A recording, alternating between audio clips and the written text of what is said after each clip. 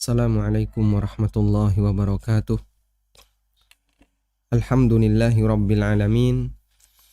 Wassalatu wassalamu ala ashrafil mursalin Nabiyyina wa maulana Muhammadin wa ala alihi wa sahbihi ajma'in. Wa ashhadu an la ilaha illallah wahdahu la syarikalah.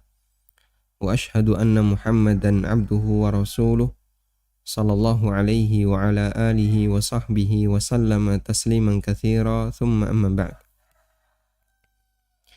Alhamdulillah, kembali kita melanjutkan pelajaran kita dengan membaca tafsir salat. Dan insya Allah di kesempatan kali ini kita akan melanjutkan pembahasan dengan membaca tasyahud redaksi dari riwayat Ibnu Abbas radhiyallahu anhuma. Redaksi tasyahud riwayat Ibnu Abbas, kalimatnya adalah at-tahiyyatul mubarakatus salawatut tayyibatu lillah. Assalamu alayka ayyuhan nabi wa rahmatullahi wa barakatuh. Assalamu alayna wa ala ibadillahis salihin. Ashhadu an la ilaha illallah wa ashhadu anna Muhammadar Rasulullah. At-tahiyyat al-mubarakat, segala bentuk penghormatan yang penuh berkah, segala bentuk keagungan yang penuh berkah. As-salawatu at-tayyibat, dan semua bentuk salat serta kebaikan lillahi, itu milik Allah. Assalamu alayka ayyuhan nabi, keselamatan untukmu wahai nabi, wa rahmatullahi wa barakatuh. Assalamu alayna wa ala ibadillahi salihin, keselamatan untuk kami dan untuk para hamba Allah yang saleh. Ashhadu an la ilaha illallah wa ashhadu anna Muhammadar Rasulullah. Dan insya Allah tasyahud ini, redaksi tahiyat ini cukup ma'ruf di masyarakat kita. Bahkan menjadi salah satu kurikulum yang diajarkan kepada anak-anak melalui lembaga pendidikan Al-Ma'arif, sebagaimana yang ma'ruf kita ketahui di masyarakat. Sehingga barangkali banyak jamaah yang sudah menghafalnya. Baik, kita langsung menuju pada sumber bacaan. Ibnu Abbas radhiyallahu anhu mengatakan, "Kana Rasulullah sallallahu alaihi wasallam yu'allimuna at-tashahhuda kama yu'allimuna as-surata minal Qur'an. Fakana yaqulu at-tahiyyatul mubarakatus salawatut tayyibatu lillah." Rasulullah sallallahu alaihi wasallam Rasulullah sallallahu alaihi wasallam mengajari kami tasyahud sebagaimana beliau mengajari kami surat dalam Al-Qur'an. Dan beliau membaca at-tahiyyatul mubarakatus salawatut tayyibatu lillah dan seterusnya. Hadis riwayat Muslim dan Abu Dawud. Tayyib. Dan kemarin kita telah sampaikan bahwa untuk at-tahiyyat Ibnu Mas'ud diriwayatkan oleh Bukhari Muslim muttafaq alaih, sedangkan tahiyat Ibnu Abbas diriwayatkan oleh Muslim dan Abu Dawud. Kemudian kita beralih ke bacaan yang ketiga. Bacaan tahiyat yang ketiga adalah tahiyat Ibnu Umar. Tahiyatnya Ibnu Umar. Dari Ibnu Umar radhiyallahu anhuma, Rasulullah sallallahu alaihi wasallam membaca doa tasyahud berikut. At-tahiyyatu lillah, as-salawatu at-tayyibat. Assalamu alayka ayyuhan nabi wa rahmatullahi wa barakatuh. Assalamu alayna wa ala ibadillahi salihin. Kemudian kita coba lihat sisi perbedaannya. Ashhadu an la ilaha illallah wahdahu la syarikalah. Jadi di sini ada tambahan apa?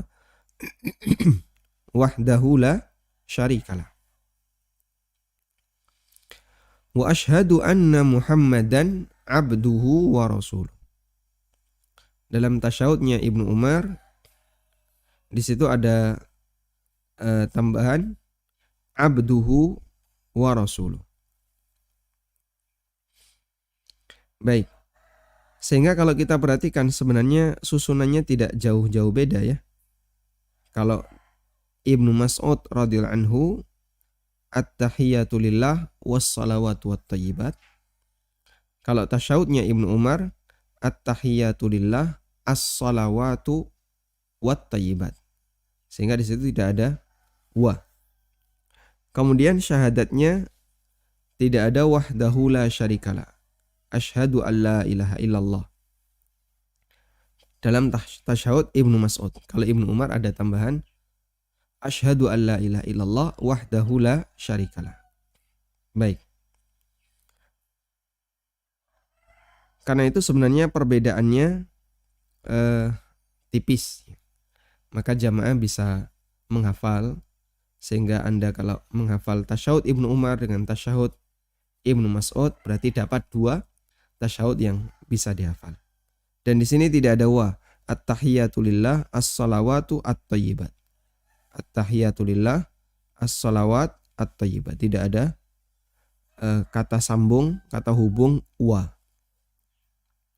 Baik. Kita langsung menuju sumber bacaan. Dari Ibnu Umar radhiyallahu anhu, dari Nabi SAW, bahwa beliau membaca tasyahud at-tahiyyatu lillah as-salawatu thayyibat. Hadisnya riwayat Abu Dawud dan dinilai sahih oleh Syekh Albani rahimahumullahul jami'. Kemudian kita beralih ke bacaan tahiyat yang keempat.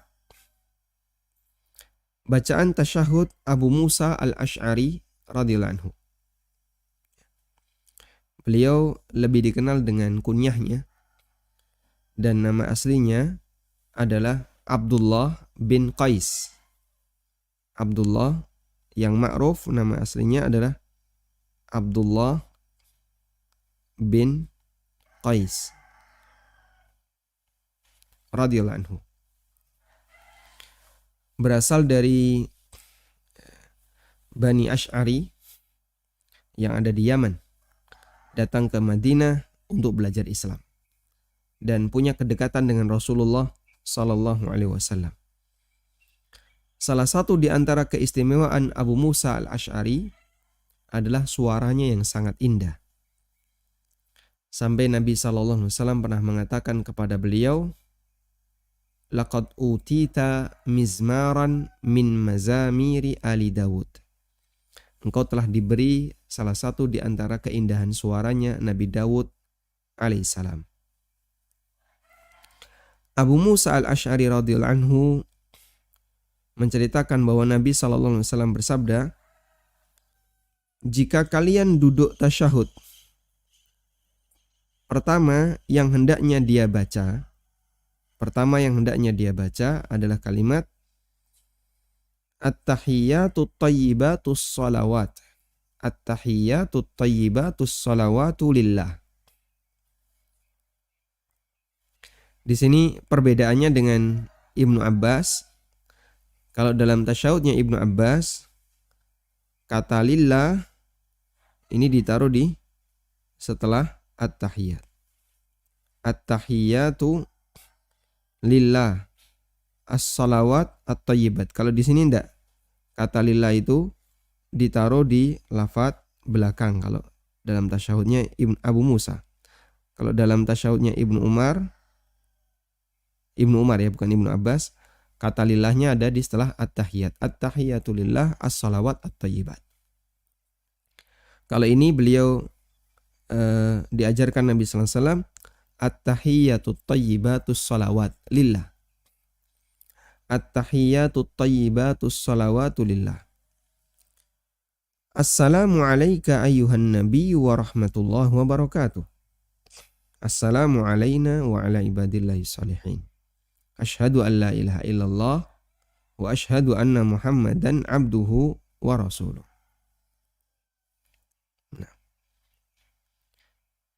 Sumber bacaan bahwa Abu Musa mengajarkan tata cara sholat yang lengkap seperti yang diajarkan Rasulullah sallallahu alaihi wasallam.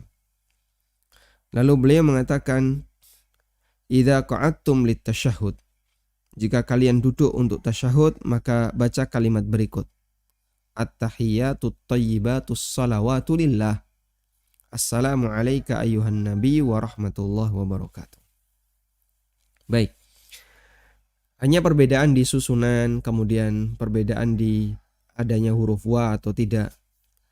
Sehingga kalau jamaah bisa kumpulkan dan bisa banding-bandingkan, insya Allah lebih mudah bagi kita untuk menghafalkannya.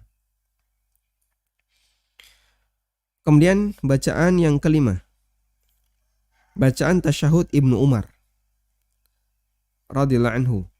Khalifah Umar bin Khattab, Amirul Mukminin, pernah berkhutbah mengajarkan tasyahud berikut. At-tahiyyatu lillah. Az-zakiyatu lillah. At-tayyibatus salawatu lillah. Assalamu alayka ayyuhan nabi wa rahmatullahi. Assalamu alayna wa ala ibadillahi salihin.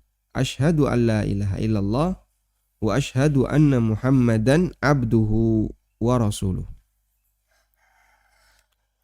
Di sini Umar bin Khattab radhiyallahu anhu meriwayatkan dan mengajarkan redaksi tasyahud dengan banyak pengulangan. At-tahiyyatu lillah, az-zakiyatu lillah. Lillahnya diulang. At-tayyibatus salawatu lillah. Assalamu alayka ayyuhan nabi wa rahmatullahi wa barakatuh. Di sini tidak ada wa barakatuh ya. Assalamu alayka ayyuhan nabi wa rahmatullah. Assalamu alayna wa ala ibadillahi salihin sampai akhir tasyahud. Baik. Sumber bacaan dari Abdurrahman bin Abdul Qari bahwa beliau pernah menyaksikan Umar mengajarkan tasyahud di atas mimbar. Dan ini yang kemarin disinggung oleh Imam Ibn Utsaimin. Dan waktu itu Umar jadi khalifah. Beliau mengajarkan tasyahud di atas mimbar ketika beliau jadi khalifah. Berarti jauh setelah wafatnya Rasulullah sallallahu alaihi wasallam. Karena Abu Bakar menjadi khalifah selama 2 tahun, kemudian digantikan oleh Umar. Dan kemudian Umar ketika ceramah, beliau mengajarkan tasyahud dengan lafaz seperti ini. Nah, sehingga ini dijadikan dalil oleh Imam Ibn Utsaimin rahimahullah bahwa assalamu alayka tidak diubah menjadi assalamu alan nabi. Sehingga tetap dibaca assalamu alayka. Nah. Kemudian bacaan yang keenam. Bacaan tasyahud Aisyah radhiyallahu anha. Dari Al-Qasim bin Muhammad bahwa Aisyah mengajari beliau lafaz tasyahud. At-tahiyyatut thayyibatus salawatuz zakiyatu lillah. At-tahiyyatu at-tayyibatu as-salawatuz zakiyatu lillah. Sehingga ada jajar berapa ini? 4 ya. At-tahiyyat, at-tayyibat, as-salawat, az-zakiyat 4. At-tahiyyatut thayyibatus salawatuz zakiyat lillah. Baik, Anda hafalkan ini. At-tahiyyatut thayyibatus salawatuz zakiyatu lillah. Assalamu ala nabi. Nah, kalau di sini Aisyah mengajarkan apa?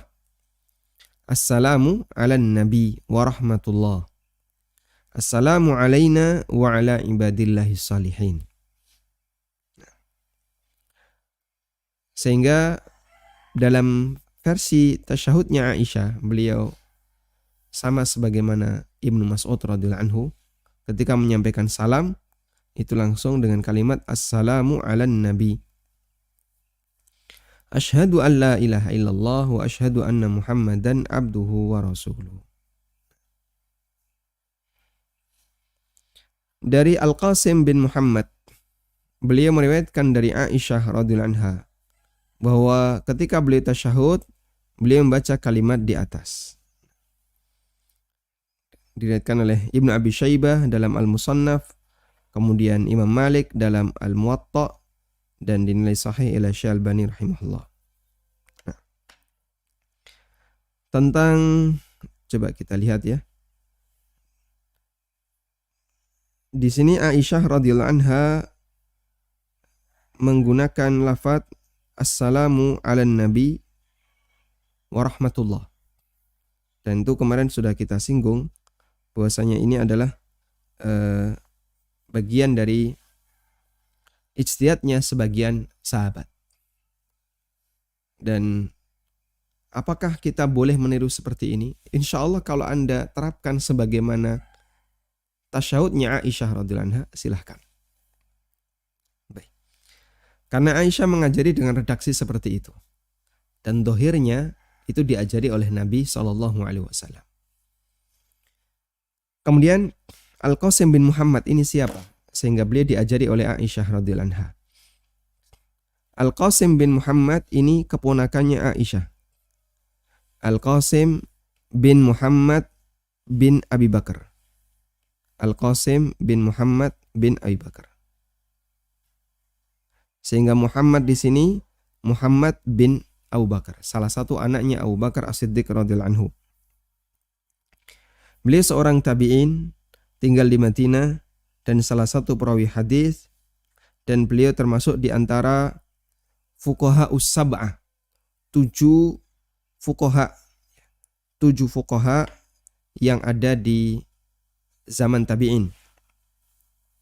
Jadi ada 7 fuqaha yang mereka menjadi mufti di Madinah dan beberapa kota yang lainnya di zaman tabi'in. Pertama adalah Sa'id ibn Musayyib. Ada fuqaha us-sab'ah, 7 fuqaha. Pertama Sa'id ibn Musayyib. Yang kedua Urwah ibn Zubair. Dan ini juga keponakannya Aisyah dari jalur Asma, karena Urwah itu anaknya Asma. Al-Qasim bin Muhammad. Muhammad saudara Aisyah. Sehingga Al-Qasim juga keponakannya Aisyah. Dan seperti itulah Aisyah radhiyallahu anha ngajari keponakannya karena beliau nggak punya anak. Sehingga ilmu beliau ditularkan kepada para tabi'in yang itu merupakan keponakannya Aisyah radhiyallahu anha. Mereka mahram sehingga bisa tatap muka, bisa masuk ke rumah bibinya. Kemudian yang keempat Kharijah bin Zaid. Yang kelima Abu Bakar bin Abdurrahman bin Harith bin Hisham. Kemudian yang keenam Sulaiman bin Yasar. Dan yang ketujuh adalah Ubaidillah bin Abdullah bin Utbah bin Mas'ud. Haula'i al-fuqaha us-sab'ah. Mereka adalah 7 ulama besar di zaman tabi'in. Nah, karena mereka menjadi pemberi fatwa di kota Madinah dan mereka dikenal dengan sebutan khusus fuqaha us-sab'ah. Salah satunya Al-Qasim bin Muhammad bin Abi Bakar radhiyallahu anhu.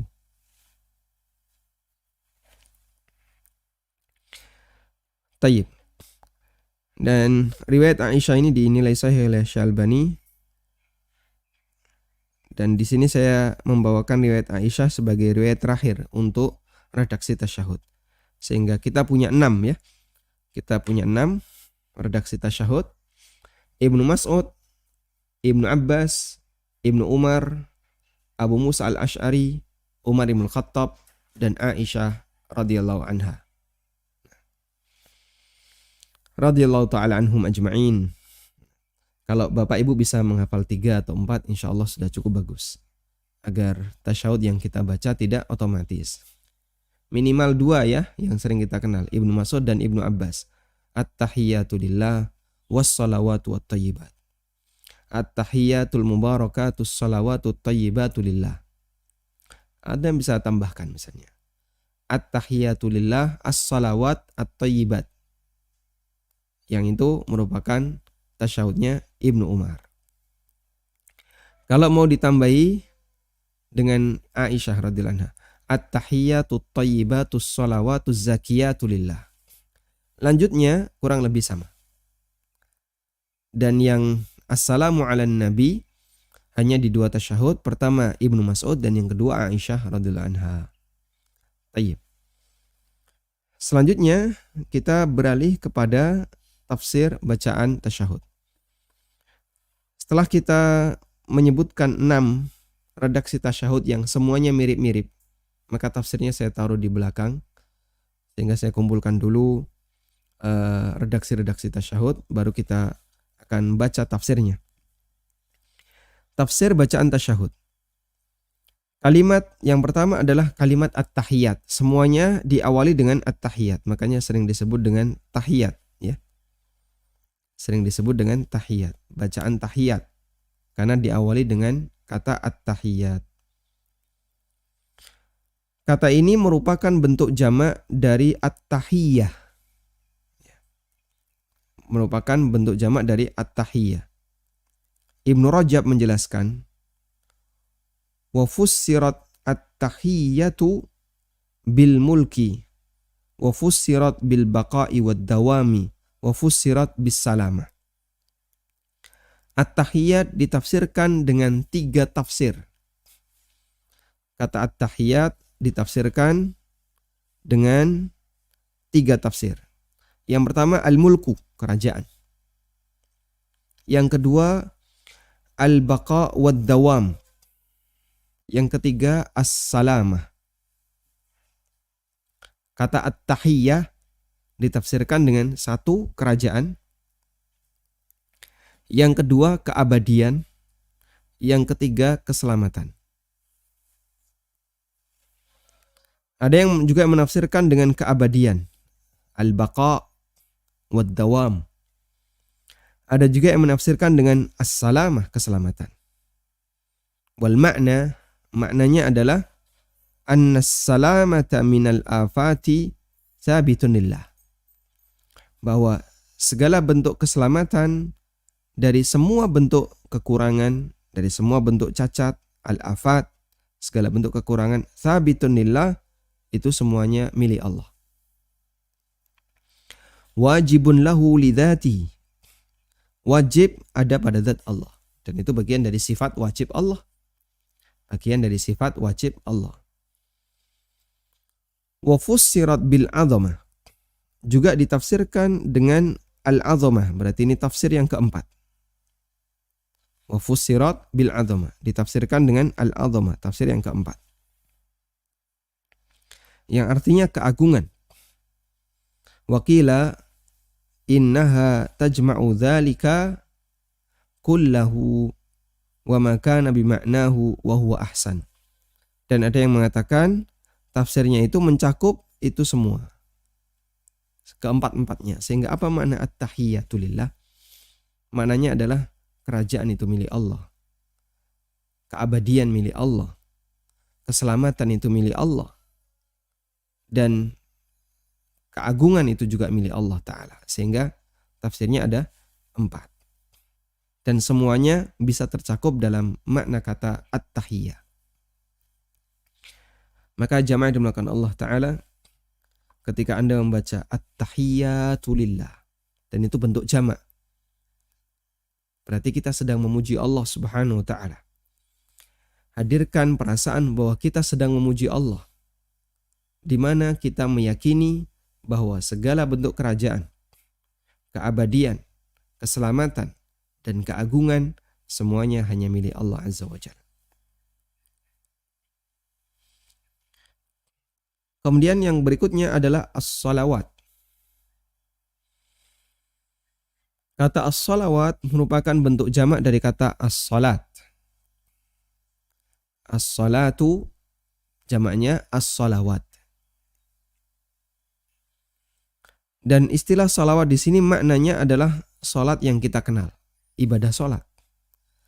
Sebagaimana keterangan An-Nawawi. An-Nawawi mengatakan as-salawat di sini maknanya adalah as-salatul ma'rufah. Salat yang kita kenal, yaitu salat, ibadah salat. Karena salat memiliki makna bahasa yang artinya doa, sehingga memberikan sholawat untuk Nabi SAW berarti mendoakan Nabi SAW dengan membaca bacaan doa sholawat. Sementara makna yang kedua, as-sholat adalah makna syar'i, dan itu adalah ibadah sholat yang kita kerjakan. baik salat sunnah maupun yang wajib. Baik salat sunnah maupun salat wajib, semuanya milik Allah Subhanahu wa ta'ala. Termasuk juga makna salat yang artinya doa. Sehingga salawat hanya milik Allah. Artinya semua bentuk doa hanya boleh ditujukan untuk Allah Subhanahu wa ta'ala.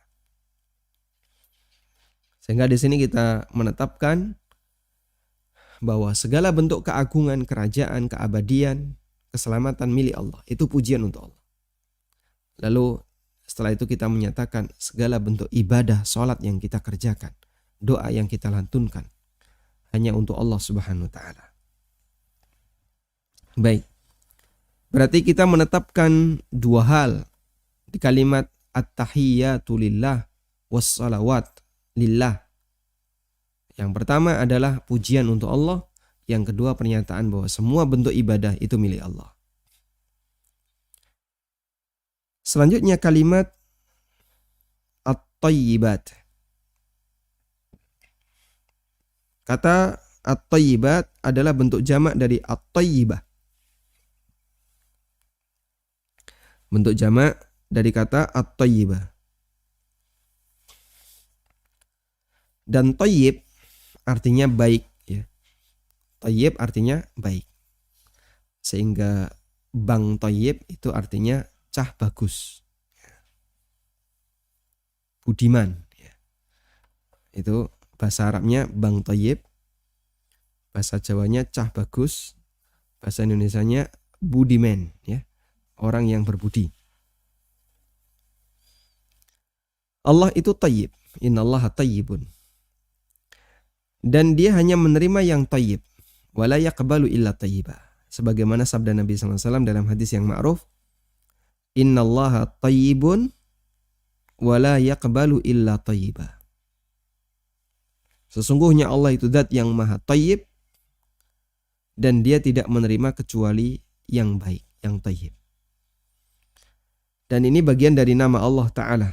Sehingga kita boleh memanggil Allah Ya Tayyib. Karena Nabi SAW mengatakan Innallaha Tayyib. Sehingga bagian dari nama Allah Ta'ala. Sesungguhnya Allah itu Tayyib. Dan dia tidak menerima kecuali yang baik, yang Tayyib. Kata An-Nawawi rahimahullah, wat-tayyibat, yang dimaksud at-tayyibat dalam tasyahud yang kita baca, ay al-kalimatut tayyibat. Maknanya adalah kalimat-kalimat yang baik. Dan kalimat yang baik kembali kepada Allah Subhanahu wa ta'ala. Ilaihi yas'adul kalimut tayyib wal amalus salihu yarfa'u. Hanya kepada Allah kembali kalimat-kalimat yang baik itu. Sehingga ketika kita mengucapkan kalimat yang baik, alhamdulillah, subhanallah, la ilaha illallah, Allahu akbar, la haula wa la quwata illa billah, masya Allah, tabarakallah. Dan kalimat yang baik yang lainnya, barakallahu fikum, assalamualaikum, bismillah, masya Allah. Betapa banyaknya kalimat baik yang Allah Ta'ala ajarkan untuk kita. Dan itu kalimat yang indah. Itu naik menuju Allah. Dan itu yang bisa dijadikan sebagai sebab seorang hamba bisa mendulang pahala. Karena kalimat yang thayyib itu naik menuju Allah. Dan naik menuju Allah artinya dilaporkan kepada Allah Subhanahu wa ta'ala. Sebagaimana yang Allah firmankan dalam Al-Quran, ya. Allah Subhanahu wa ta'ala berfirman dalam Al-Quran, ilaihi yas'adul kalimut thayyib. Hanya kepada Allah segala bentuk kalimat thayyib itu naik.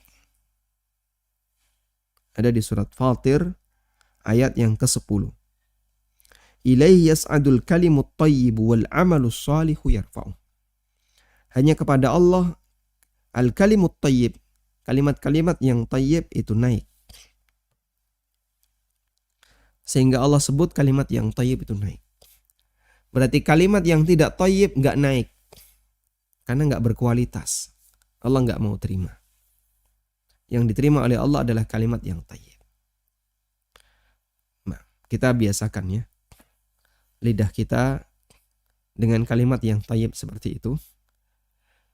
Ya meskipun masyarakat umum terkadang menganggapnya itu hal yang aneh. Orang kan kalau melihat sesuatu yang mengherankan, astaga, gitu ya.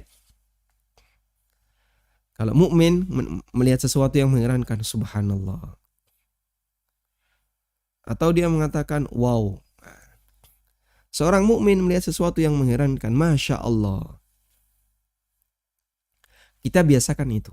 Dan boleh disuarakan dengan keras biar yang lain dengar. Di tempat-tempat umum, di bandara, di terminal, di stasiun, di kantor. Membiasakan masyarakat untuk mengucapkan kalimat itu. La haula wa la quwata illa billah. Allahu Akbar.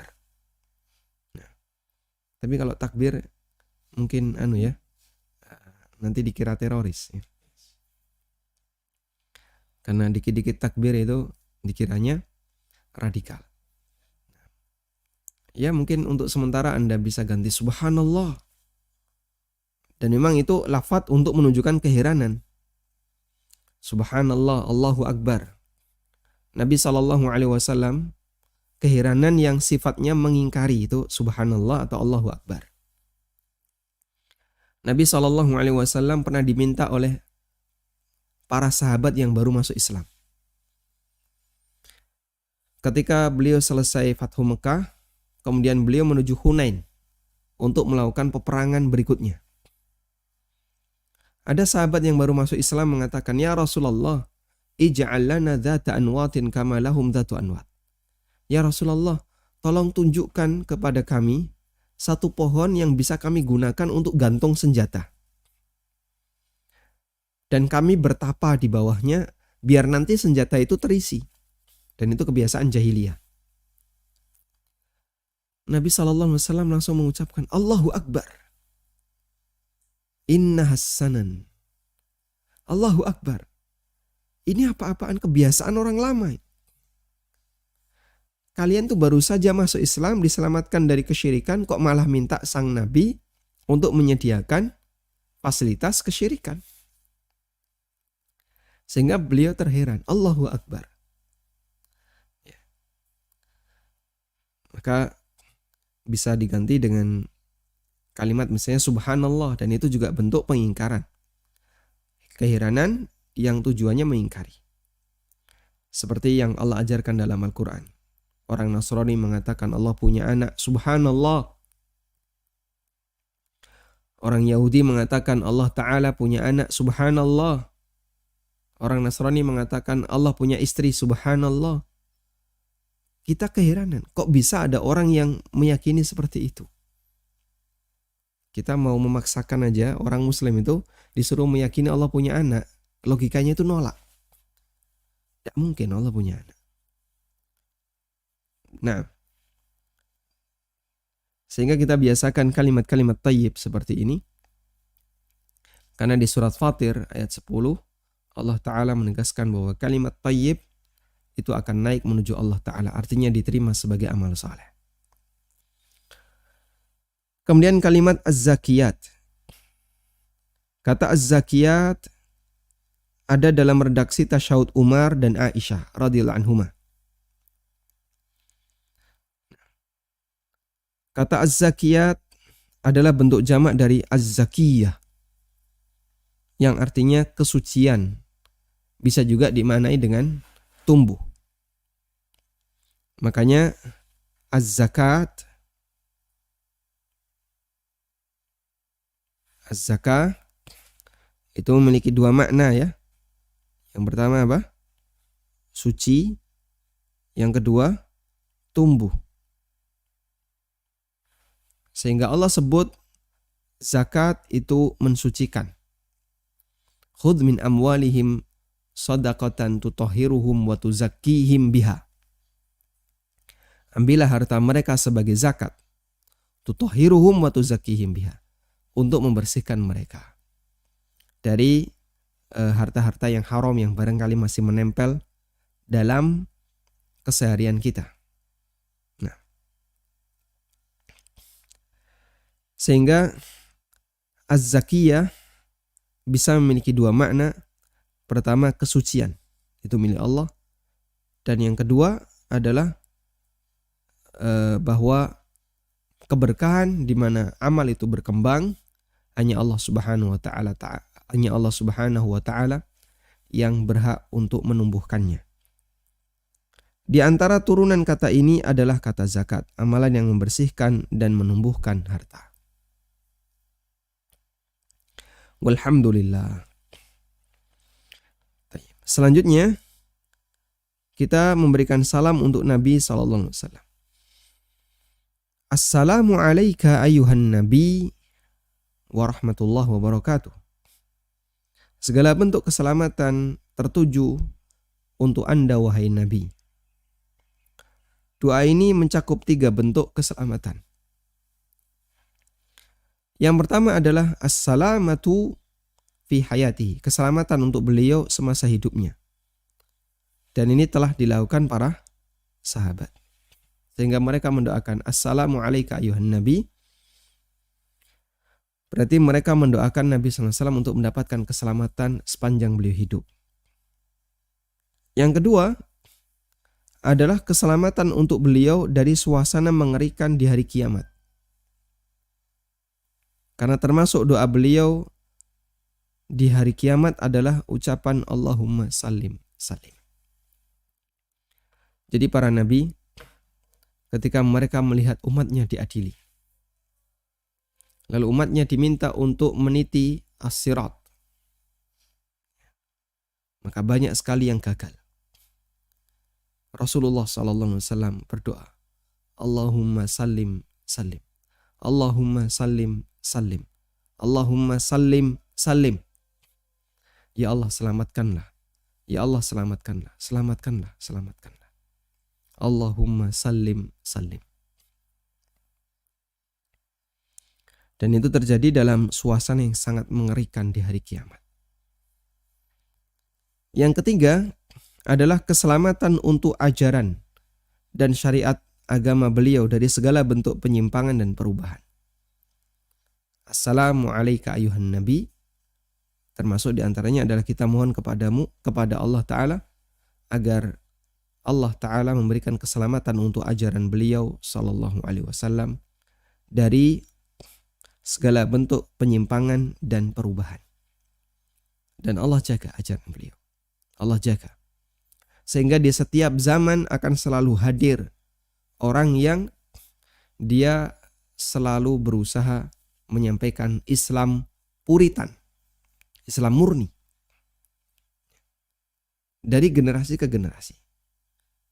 Meskipun dengan aneka pola dakwah yang berbeda-beda. Dan itu tidak pernah putus. Sebagaimana yang ditegaskan oleh Nabi SAW, La tazalu ta'ifatun min ummati alal haqqi zahirin.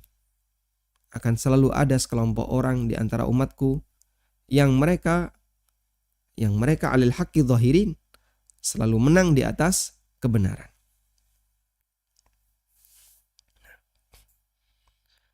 Kemudian yang dipanggil dengan salam ini adalah gelar Nabi. Assalamu alayka ayyuhan nabi. Di sini yang dipanggil dengan gelar Nabi. Karena ketika kita memanggil dalam masalah panggilan, Allah ajarkan agar kita tidak memanggil nama beliau langsung. Ya Muhammad, itu tidak boleh. Ya Muhammad itu tidak boleh, enggak sopan. Allah berfirman, La taj'alu du'a'ar rasuli bainakum ka du'a'i ba'dikum ba'da. Janganlah kalian menjadikan panggilan kalian kepada Rasul itu sebagaimana panggilan sesama kalian. Hei, Tul, mau kemana? Hei, Jo, Pak Ijo, mau kemana? Itu manggilnya pakai langsung. Wetro, ngopo? Itu panggilan langsung. Boleh langsung namanya. Tapi kalau ya Muhammad, tidak ada yang melakukannya kecuali Badui. Kecuali Badui. Sehingga dulu Badui ketika memanggil Nabi SAW, ya Muhammad. Dan itu tindakan tidak sopan. Maka Allah ajarkan jangan panggil ya Muhammad, tapi panggil apa? Dengan menggunakan gelar. Ya Rasulullah. Ya ayuhan Nabi. Ya Nabi Allah. Dengan menggunakan gelarnya. Ya. Makanya dalam tasyahud sekalipun, meskipun beliau sudah meninggal dunia, meskipun Nabi SAW sudah meninggal dunia, kita diajarkan ketika kita memanggil Nabi SAW dalam tasyahud, kita menggunakan gelar beliau. Assalamu alayka ayyuhan nabi. Ya. Sebagai bentuk menjaga adab kepada beliau, sekalipun beliau sudah meninggal. Lupa Nabi SAW sudah meninggal, kenapa dipanggil? Kemarin sudah kita sampaikan keterangan Imam Ibnu Utsaimin. Bentuknya adalah quwwatul istidhar. Karena perasaan kita seolah-olah menghadirkan sosok sang Nabi sallallahu alaihi wasallam. Quwwatul istidhar. Ya kita kan boleh-boleh saja ya, Anda di kamar, kemudian teringat keluarga yang ada di rumah, ya. Lalu tiba-tiba kita nulis, ya. Kita nulis, ini surat untukmu, wahai siapa, begitu. Padahal di situ pakai kalimat mu, dan bisa jadi kertas itu tidak kita sampaikan kepada yang bersangkutan, cuman kita tulis mu. Atau kita mengatakan kepada benda-benda di sekitar kita. Ya. Misalnya Anda bilang kepada tanaman yang Anda rawat, ya, kamu ini mahal, makanya yang sehat. Oh, jenenge wit-witan diomongi kan. Kamu ini mahal, makanya yang sehat. Itu ngomong sama apa? Tanaman. Ma'ruf orang seperti itu. Lah apa ngerti Pak nek dijak omong? Ya enggak ngerti. Kadang orang berkomunikasi dengan kucing, berkomunikasi dengan kambing, ya. Ya kadang hewan ada yang memahami, ada yang tidak. Sehingga menggunakan kata ganti mu itu tidak harus berada di depan orang yang menjadi sasaran bicara. Tidak harus. Boleh di tempat yang lain. Apalagi ketika orang menyampaikan salam kepada Nabi SAW, itu disampaikan oleh Allah kepada beliau. Sebagaimana disebutkan dalam hadis yang sahih, Nabi SAW pernah menyampaikan kepada sahabatnya, waqad arimta, kita tulis coba.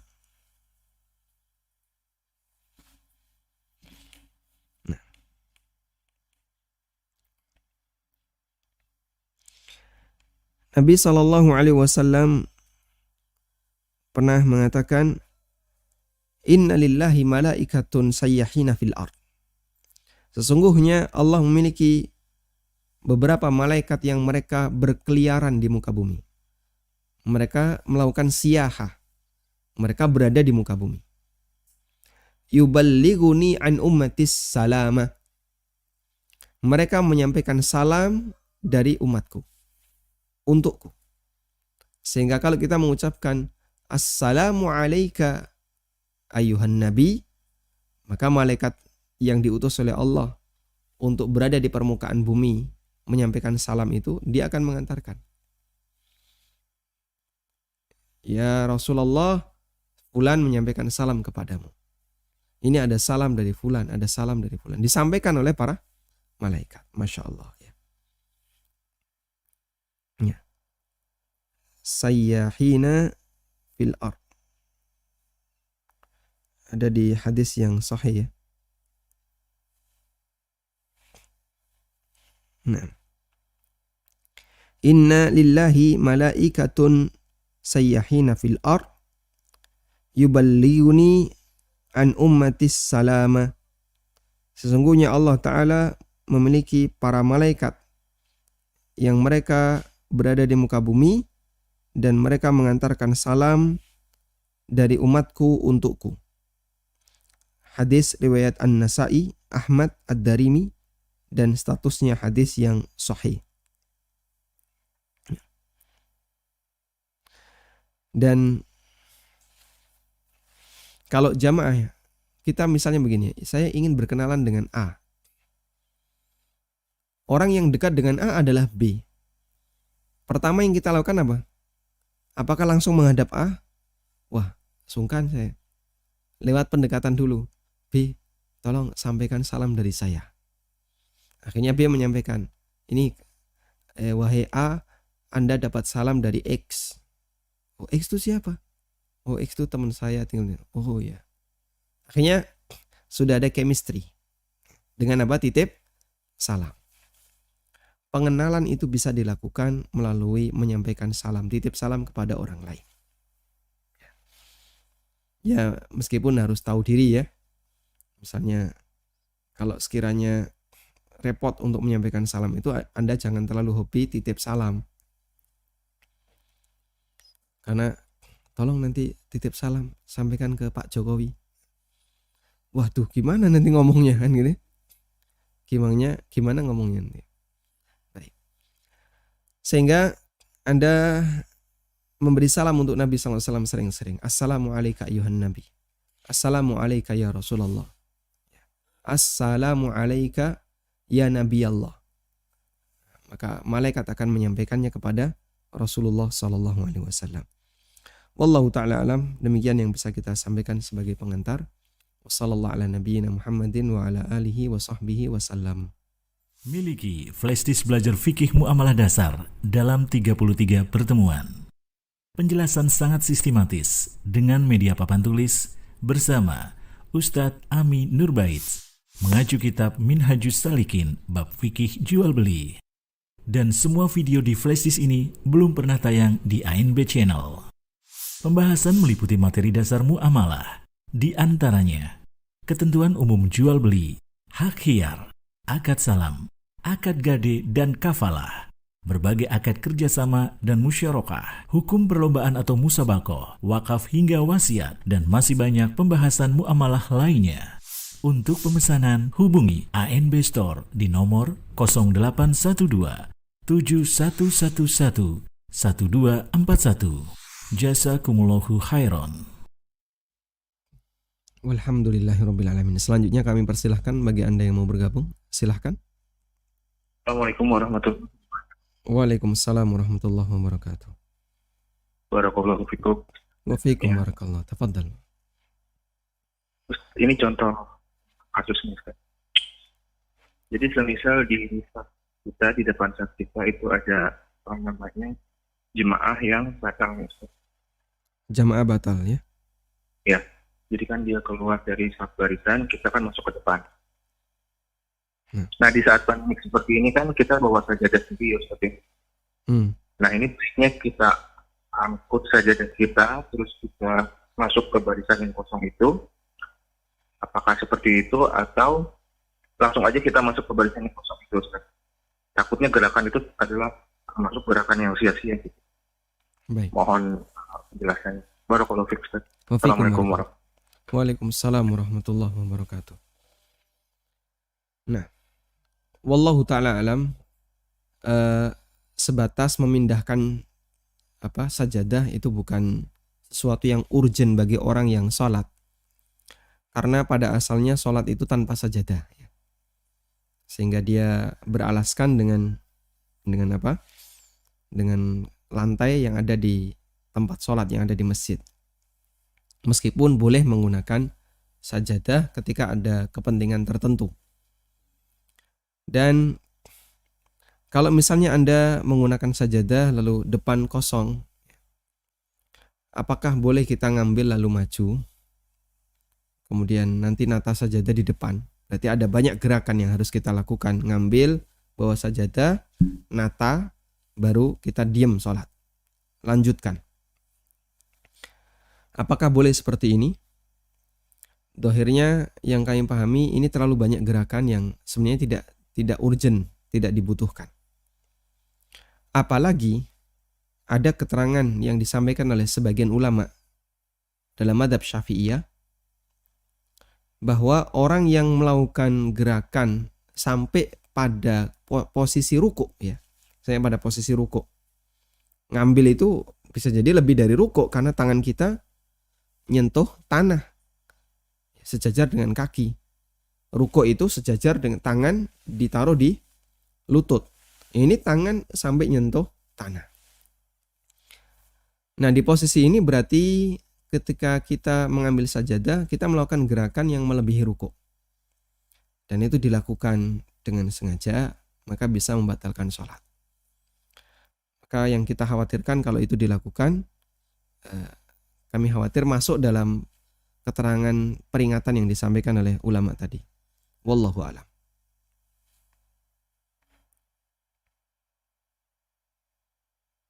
Nah, silahkan. Assalamualaikum warahmatullahi wabarakatuh, Ustaz. Waalaikumsalam warahmatullahi wabarakatuh. Mohon izin bertanya di luar tema ya, Ustaz. Tafadhal. Silakan. Mertua saya berutang uang 5 juta kepada saya, Ustaz. Dan beberapa bulan kemudian menawarkan ruko untuk jualan yang sudah dibayar oleh beliau, yang tujuan awalnya untuk adik ipar saya, Ustaz.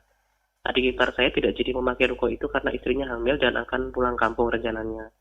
Yang ingin saya tanyakan, apakah kalau saya bersedia menerima ruko itu, ada riba di dalamnya, Ustaz? Karena takutnya saya mendapatkan keuntungan ketika dalam masa mertua saya memiliki utang pada saya. Lalu batasannya seperti apa, Ustaz, jika menerima pemberian atau meminta sesuatu dari orang yang berutang kepada kita di masa dia sedang berutang kepada kita agar tidak ada riba di sana, Ustaz? Anda disuruh memanfaatkan itu dengan sewa atau cuma-cuma? Gratis? Saya niatnya mau ini, Ustaz, tapi saya berutang karena belum punya uang, Ustaz. Baik. Gitu. Tayyib, barakallah. Cukup, Bapak? Baik, ya, yang kami pahami, jadi betul bahasanya dalam akad utang piutang selama belum lunas kita dilarang untuk menerima hadiah dari yang menerima utang. Sebagaimana ini yang difatwakan oleh Ibnu Umar dan Ibnu Abbas. Dalam fatwa Ibnu Umar yang diriwayatkan oleh Sa'id bin Mansur, bahwa ada orang yang tanya kepada Ibnu Umar, si A itu saya utang, atau si A utang kepada saya. Saya ulang ya, si A utang ke saya. Utang ke saya berarti saya ngasih sesuatu ke si A sebagai utang. Lalu dia ngasih hadiah ke saya. Kemudian Ibnu Umar radhiyallahu anhu mengatakan, rudda ilaihi hadiyata au ihsibha lahu. Pilihanmu ada dua, kembalikan hadiah itu atau hitung sebagai bagian dari pengurang utang. Sehingga kalau utangnya misalnya 5 juta, lalu dia ngasih hadiah senilai 500.000, maka berarti utangnya tinggal 4.500.000. Karena yang 500 dibayar dengan hadiah. Dan itu boleh diterima. Dengan ketentuan itu dibayar dengan hadiah. Kemudian yang kedua, kaidah yang kedua bahwa utang tidak memutus silaturahmi. Utang tidak memutus silaturahmi. Sehingga kalau ada jalinan kakak adik misalnya ya, yang mereka saling akrab. Kemudian satu ketika kakak utang ke adik atau sebaliknya. Sampai lebaran utang itu belum lunas. Boleh nggak mereka saling berkunjung kemudian ngasih hadiah? Sementara utangnya belum lunas. Loh, ini utangmu belum lunas, jangan kau kasih hadiah. Utangmu lunasi dulu. Lah terus gimana? Saya belum punya duit untuk melunasi utang. Berarti kamu nggak boleh ngasih hadiah ke adik atau ngasih hadiah ke kakak karena utangmu belum lunas. Nggak jadi silaturahmi. Dan mereka kalaupun silaturahmi garingan gitu ya, nggak ada apa-apa. Ya cuman ketemu, nggak ada sukuan, nggak ada apa-apa. Kenapa? Ada akad utang piutang yang belum selesai. La haula wala quwata illa billah. Ini jadinya utang memutus silaturahmi. Utang tidak memutus silaturahmi. Baik. Hubungan kedekatan antara Anda dengan mertua itu melalui istri Anda berarti ya. Jika itu diberikan oleh mertua untuk anaknya, daripada ruko ini nganggur karena anak yang satunya tidak mau memanfaatkan lalu diberikan kepada Anda untuk mengelolanya. Dan tentu saja tujuannya adalah biar nanti dapat manfaat dari situ, lalu bisa digunakan nafkah keluarga Anda. Maka insya Allah tidak masalah jika itu bukan disyaratkan di depan. Kalau disyaratkan di depan saat Anda ngasih utang ke mertua 5 juta, lalu mertua ngasih syarat, ya nanti nek ruko itu nganggur, kamu boleh pakai. Tapi tolong saya diutangi 5 juta. Nah, itu tidak boleh, berarti ini ada kesepakatan bahwa Anda akan diberi fasilitas berupa ruko ketika Anda ngasih utang 5 juta. Tidak boleh yang kayak gini. Namun ketika itu terpisah, utang sendiri dan ruko itu sendiri, dan Anda dikasih fasilitas karena Anda sebagai menantunya, dengan harapan nanti bisa ngasih nafkah ke keluarga, insya Allah tidak masalah. Wallahu a'lam. Ustadz, dalam sebuah hadis dikatakan bahwa imam adalah penjamin bagi makmum. Apakah sebagai makmum tetap dijamin oleh imam walaupun imamnya tidak kompeten dari jamaah Rabu pagi?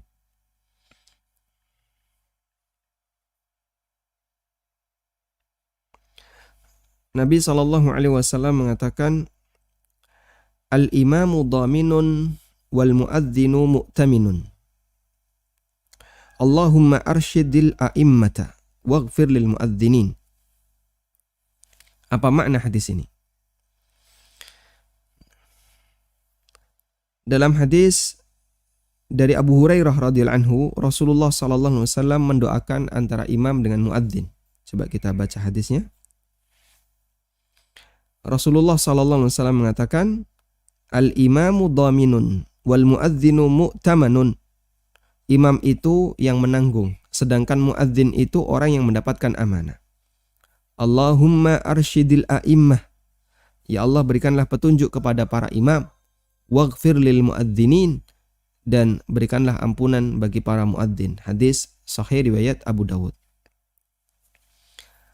Sabda Nabi SAW, al-imamu dhaminun yashtamilu ala kathirin min ma'ani dhaman allati ittafaqa 'alaiha ahlul ilmi fi abwabis shalah. Mencakup banyak tanggungan yang disepakati oleh para ulama dalam bab salat. Dalam salat jamaah. Fal imamu dhaminun maknanya adalah annahu yajibu 'alaihi ay yahfadha salatal ma'mumin minal butlan.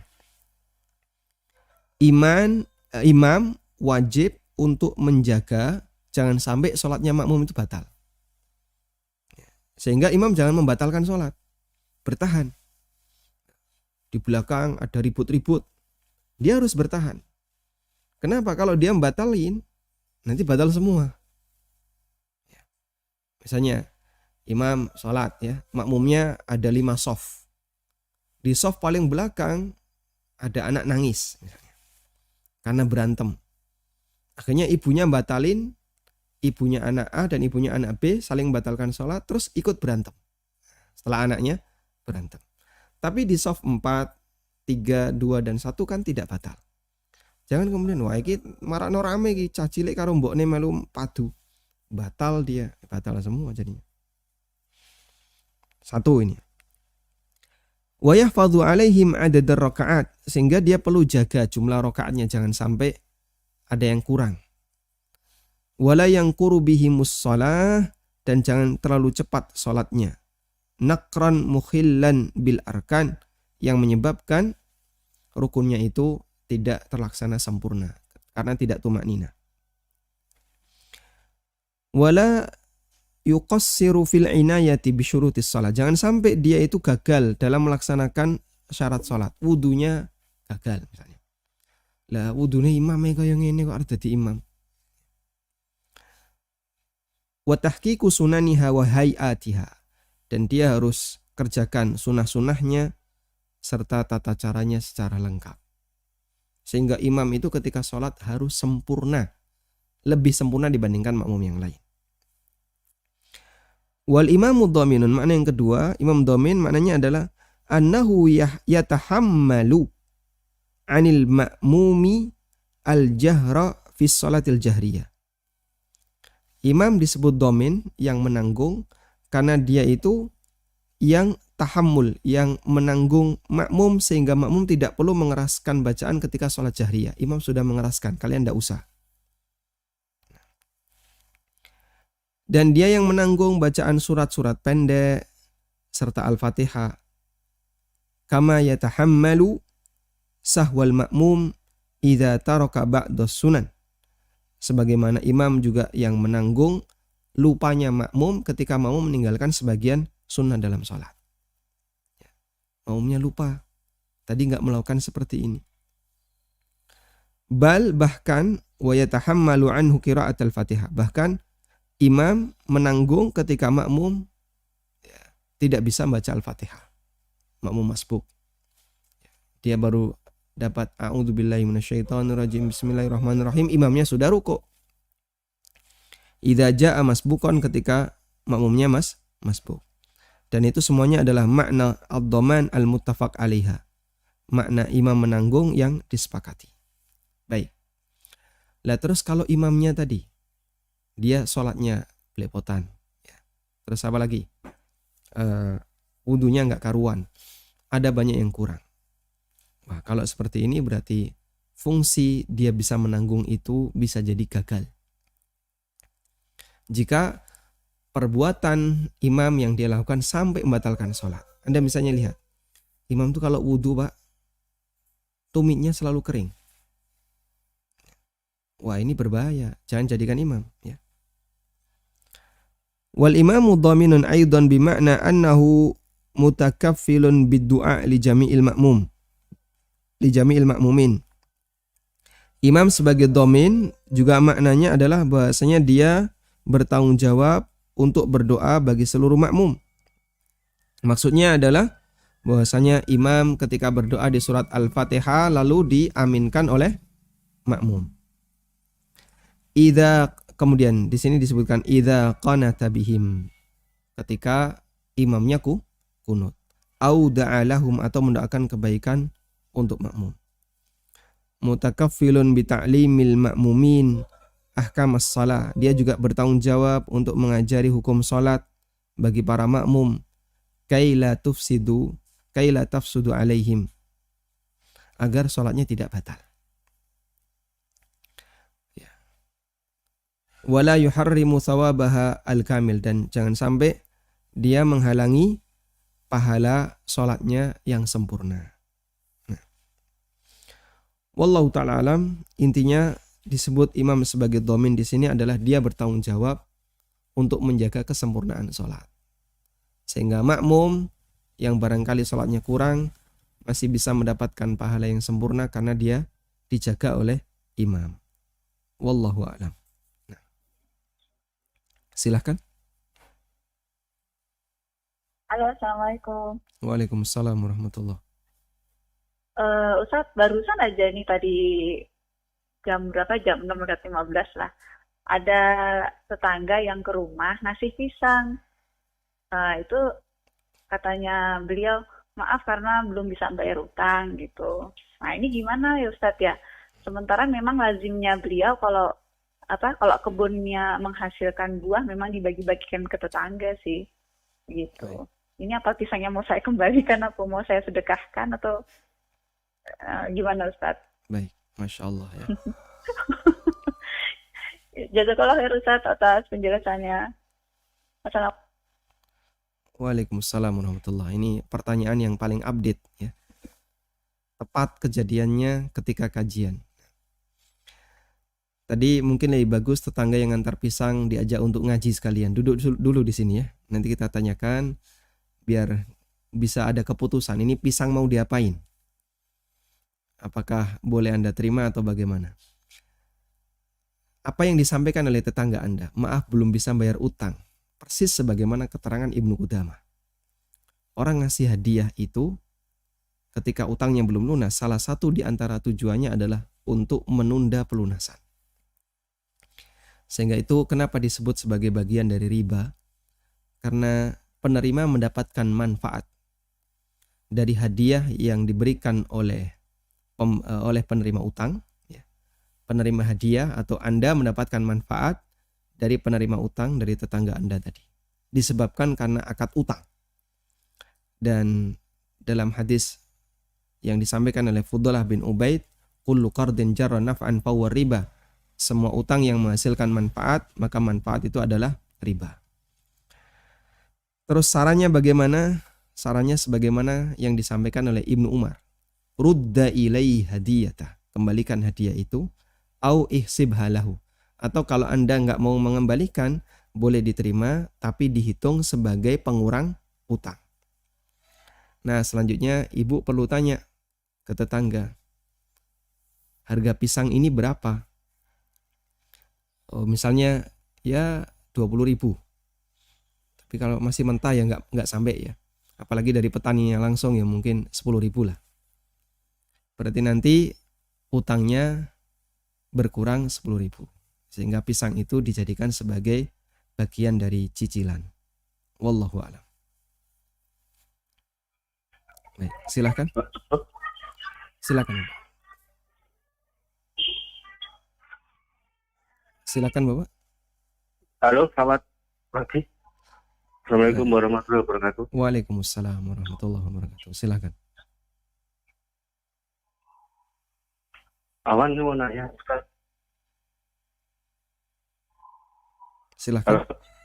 Silakan. Ini misalkan di tempat anak itu kan ada kayak sistem jual beli saham, kayak model reksadana gitu. Tapi prinsipnya gini Ustaz, kalau di tempat anak misalkan kita store 1 juta, ada kontribusi dari perusahaan itu sebesar 1 juta lagi.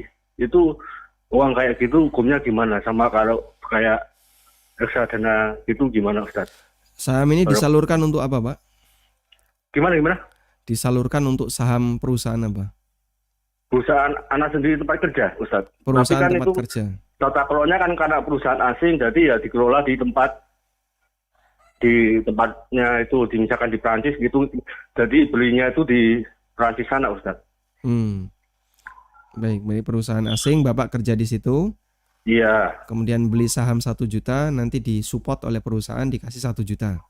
Iya, jadi 2 juta gitu. 2 juta. Baik. Perusahaannya bergerak kayak model reksadana gitu, Ustaz. Baik, perusahaannya bergerak di bidang yang apa, Pak? Ya, dari kelistrikan gitu sih, Pak. Bikin panel supaya proyek-proyek PLN gitu ada sih kalau di Indonesia juga. Baik. Cukup insyaallah. Nah. Ya. Barakallahu fiik, Ustaz. Fiikum barakallah. Baik. Insya Allah tidak masalah ketika karyawan itu dilibatkan sebagai salah satu pemegang saham. Sehingga misalnya karyawan ditawari, perusahaan butuh modal sekian. Lalu sekian persen itu dilemparkan ke karyawan. Siapa yang mau turut serta, nanti silakan beli saham. Kemudian sahamnya setelah diterima, itu dimasukkan bagian dari modal perusahaan. Lalu nanti karyawan dapat bagi hasil. Di samping dia juga menjadi karyawan. Insya Allah ini tidak masalah. Karena pertama ini tidak termasuk dalam menggabungkan 2 akad dalam 1 akad. Sebab yang kedua ini sifatnya insidental di belakang. Bukan dipersyaratkan di depan. Beda dengan dulu ya. Waktu Anda mendaftar jadi karyawan kan Anda tidak ditawari seperti itu. Bapak syaratnya untuk jadi karyawan 1, Bapak harus beli saham di perusahaan ini. Tidak ada demikian. Bapak jadi karyawan normal. Setelah bekerja sekian puluh tahun atau sekian tahun, baru ada penawaran itu. Dan itu menguntungkan bagi karyawan. Insya Allah tidak masalah. Nah, selanjutnya nanti Bapak dapat dividen. Selama itu dari bagi hasil yang didapatkan oleh perusahaan. Dan perusahaan bergerak di bidang yang halal. Manufaktur untuk panel-panel yang, dan itu hukum asalnya adalah benda-benda yang mubah. Maka insya Allah berarti dividen yang Anda dapatkan adalah dividen yang diperbolehkan. Saya tidak tahu detailnya bagaimana proses perusahaan dalam mengelola dana tadi. Namun untuk tambahan yang diberikan oleh perusahaan, beli saham 1 juta, perusahaan ngasih 1 juta, itu sifatnya hadiah. Dan karyawan berhak untuk menerima hadiah dari perusahaan tempat dia bekerja. Wassallallahu ala nabiyyina Muhammadin wa ala alihi wa sahbihi wasallam. Wa akhiru da'wana anil hamdulillahi rabbil alamin. Subhanakallahumma wa bihamdika asyhadu an la ilaha illa anta astaghfiruka wa atubu ilaik. Wassalamualaikum warahmatullahi wabarakatuh.